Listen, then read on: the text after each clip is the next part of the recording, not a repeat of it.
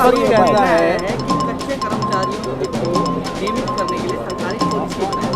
क्या विचार करते हैं? अभी तक तो निर्णय दिया हुआ हाई कोर्ट ने कि 2011 की पॉलिसी के बाद और कोई पॉलिसी नहीं बनेगी। 2014 की कांग्रेस सरकार ने बनाई थी, वो भी उन्होंने रद्द कर दी थी। उस समय डायरेक्शन यही थी, आगे कोई भी इस प्रकार की पॉलिसी नहीं बनेगी। नई कोई डायरेक्शन आप जो बता रहे हैं, उस समय भी सुप्रीम कोर्ट ने कहा था भी इस वन टाइम नहीं है, जिन लोगों ने 10 साल से ज़्यादा काम किया है, तो एक वन टाइम नहीं है, सरकार उनको रेगुलर करने की प्रक्रिया करके रेगुलर कर सकती है। तो क्योंकि वो 2014 तक जब ये मैटर पॉलिसियाँ दोबारा इशू करी गई थी उस समय की सरकार में, तो ये आया था कि बहुत से लोग अभी भी रहते हैं जिनको रेगुलर नहीं किया जा सकता और उनकी गर्मी काफ़ी बढ़ गई है। तो उसके कारण शायद गौ सरकार ने उस समय की सरकार ने इशू किया था, लेकिन कोर्ट ने उसको रद्द कर दिया पॉलिसियों को। और कोर्ट ने ऑर्डर कर दिया कि जितने भी लोग इस तरह के डॉग कैजुअल बेसिस पे काम कर रहे हैं उन सबको 6 महीने में सरकार जो है लीव करे और 6 महीने के अंदर अंदर सारी पोस्टों की रेगुलर रिक्रूटमेंट करे। तो इसलिए उस फैसले के खिलाफ मैटर सुप्रीम कोर्ट में पेंडिंग है, क्योंकि एम्प्लॉइज भी कुछ चैलेंज कर रहे थे। सरकार ने भी कहा भी ठीक है, रेगुलर रिक्रूटमेंट करनी चाहिए, हम करेंगे, लेकिन 6 महीने के अंदर सारी पोस्टों की रेगुलर रिक्रूटमेंट की प्रक्रिया पूरी करना संभव नहीं है। तो उस समय सुप्रीम कोर्ट ने ऑर्डर कर दिया था कि ठीक है, ये जो लोग लगे हुए हैं और पॉलिसी से अफेक्टेड है, उनके बारे में स्टेटस को का ऑर्डर पास कर दिया था कि आप उनको एज इट इज काम करने दोगे और जितनी जब रिक्रूटमेंट हो जाएगी तो उनको लीव कर सकते हैं। तो वो मैटर अभी क्योंकि सुप्रीम कोर्ट में फाइनल डिसीजन के लिए पेंडिंग है।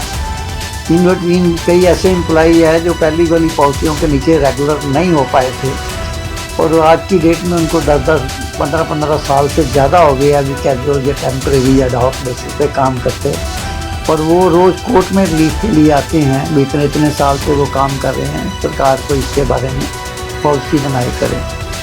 तो भी आज कुछ केसेस जो लगे थे कोर्ट में, तो उसमें कोर्ट ने डायरेक्शन दी है कि गवर्नमेंट इतनी लिटिगेशन कोर्टों में आ रही है, थाउजेंड्स ऑफ एम्प्लॉई अभी भी अफेक्टेड है इन चीज़ों से।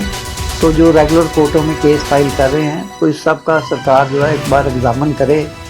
तो यदि किसी पॉलिसी के नीचे उनको रेगुलर करने की प्रक्रिया विद इन द लॉ की जा सकती है तो उसके बारे में कंसिडर करे। तो कोर्ट ने आज 1 महीने का टाइम दिया है कि गवर्नमेंट उसको एग्जामिन करके बताएगी कि क्या वो गवर्नमेंट इस तरह की तो पॉलिसी बना के जितनी लिटिगेशन चल रही है इसको ख़त्म करने के लिए तैयार है कि नहीं तैयार है।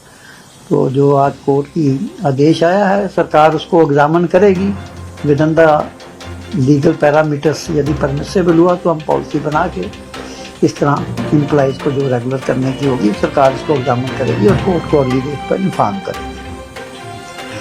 इसमें लगभग 20-22 हज़ार तो एम्प्लॉइज है जो अफेक्टेड होंगे। तो इसलिए क्योंकि पहले सरकार कर नहीं पा रही थी, क्योंकि पहले वाली पॉलिसियाँ जो है कोर्ट ने ही रद्द कर दी थी, लेकिन अब क्योंकि काफ़ी समय हो गया, वो पहले वाली जजमेंट से भी 5-6 साल निकल गए हैं और कई एम्प्लॉइज के 10-10, 12-12 साल से भी ज़्यादा नहीं, 14-15 साल से भी हो गया। सरकार कोर्ट का भी ये व्यू था भी रोज़ इतने केस फाइल होते हैं और थाउजेंड से एम्प्लॉई अफेक्टेड है।